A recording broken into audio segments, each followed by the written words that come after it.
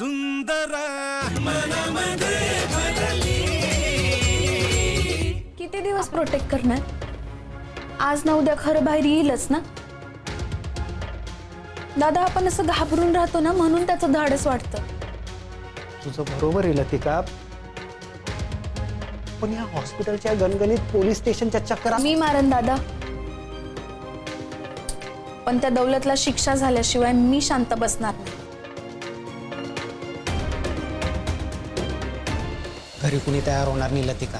पण आता मी गप्प बसणार नाही। मग घरी सांगायला नको। पण दादा हे असं बरोबर नाही ना। जायचं असतं ना तर आत्ताच्या आत्ता जावं लागेल। आई ह्या पबी येतील। असं काय झालं? सुंदर मनामध्ये भरली। घातपात आहे म्हणे। मी तर म्हणतो ते आमदारच्या बियाण्याचं काम असणार।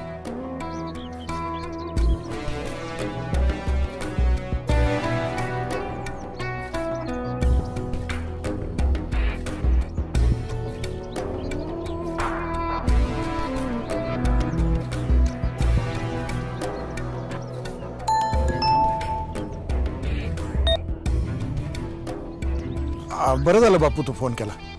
म्हणजे नाही मी तुलाच फोन करणार होतो, जरा महत्वाचं बोलायचंय मला बी। तू एक काम कर, चौकात ये, मी आहे तिथं। बर हां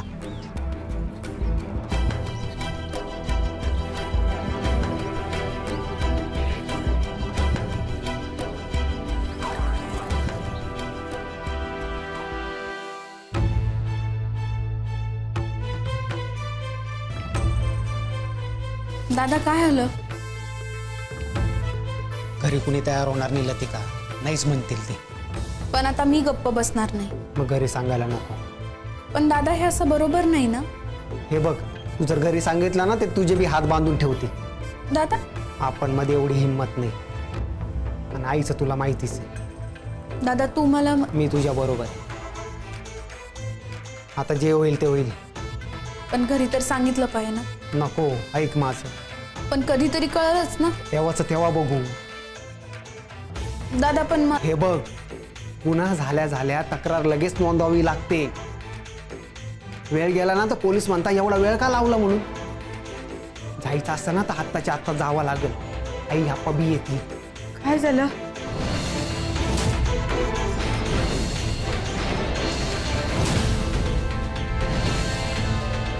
ते आप्पा येणार होते ना? बाहेर गेले। कुठं? कामाला। कसलं? हाय त्यांचं काहीतरी।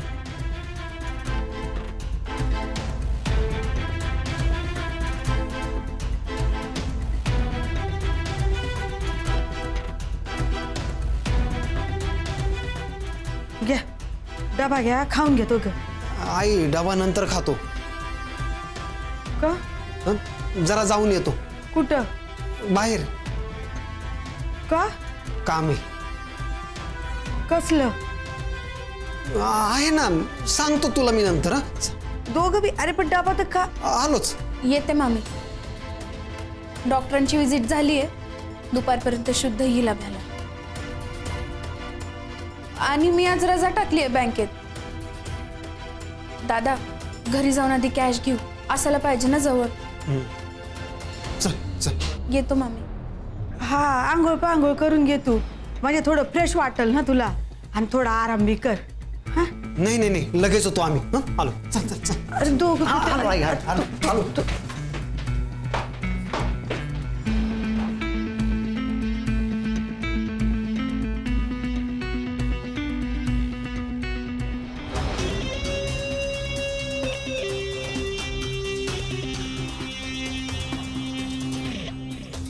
पण त्यांना टेकडीकडे जाताना पाहिलंय ना।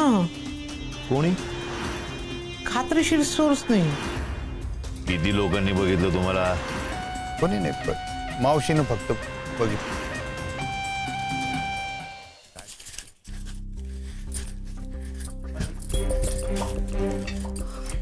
दादा हे घे, ठेव। हे काय ना? असू दे दादा, ठेव तुझ्याकडं। माझा पगार झालाय, आणि तसं बी औषधाला आणि लागतीलच ना। ठेव ठेव, तुझ्या बॅग मध्ये ठेव। लागलं तर घेतो तुझ्याकडून मी। बाकी आवरलं तुझं? आधी पोलीस स्टेशनला जायचं ना? हां दादा. तुला खरंच खात्री ना? दादा हां. चल चल चल.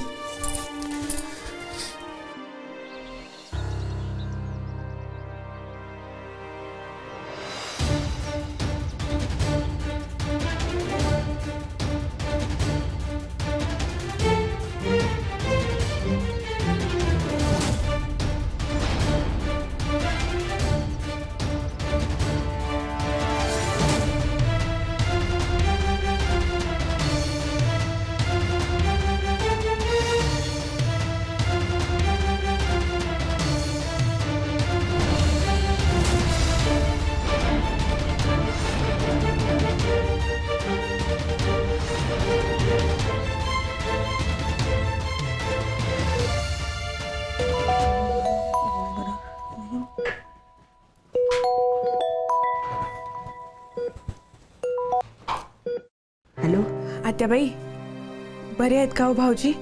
हा बरं आहे. डॉक्टर आत्ताच येऊन गेले ना, तपासून गेले. म्हणले दुपारपर्यंत शुद्धीवर येईल. बरं झालं, देवच पावला म्हणायचा. हा ना, हा महाराजांची कृपा आहे. बरं ऐका, लती आणि हे आलेत का तिथं? नाही ग. ऐका आता, म्हणजे घरी बी नाही तिथं बी नाही, गेली कुठं ही दोघं म्हणायची? काय माहिती बाई, येतं तर नाही आहेत. यांना तर ना आता त्या लतीनं आणखी काही उद्योग नको करून ठेवायला म्हणजे झालं.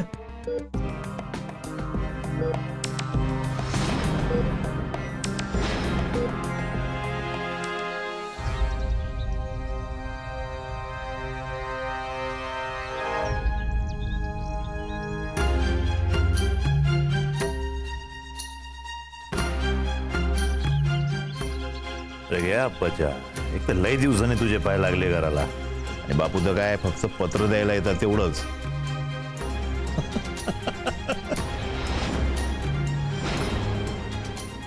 सखू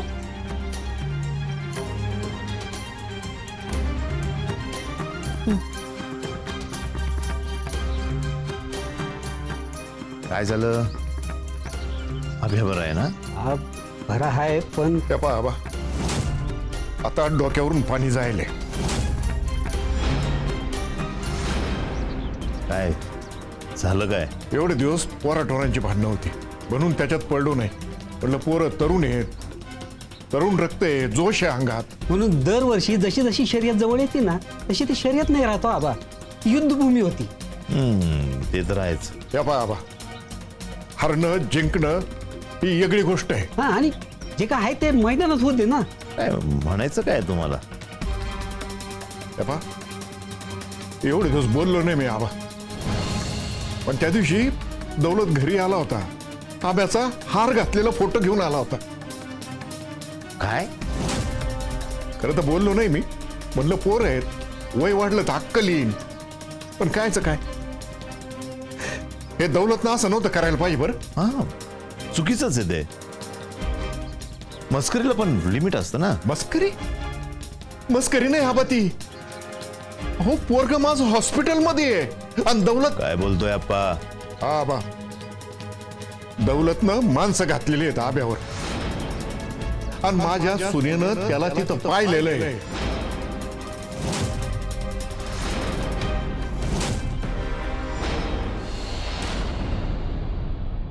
बोला, काय काम आहे?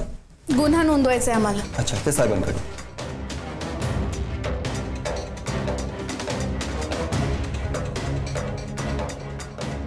नमस्कार साहेब. नमस्कार. नमस्कार साहेब, गुन्हा नोंदवायचा आहे. कसला गुन्हा? माझ्या नवऱ्यावर जीवघेणा हल्ला झालाय. अरे बाबा, बसा बस, तुम्ही बसा पहिले. हा बोला. कोणावर संशय तुमचा? संशय नाही, पुरावा आहे. कुणाविरुद्ध? दौलत सर्जेराव निंबाळकर विरुद्ध.